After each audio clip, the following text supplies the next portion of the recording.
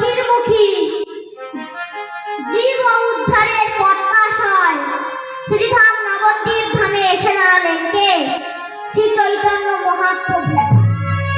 কলির সেই অচৈতন্য জীবকে চৈতন্য দান করবার প্রত্যাশায় তিনি এসেছেন।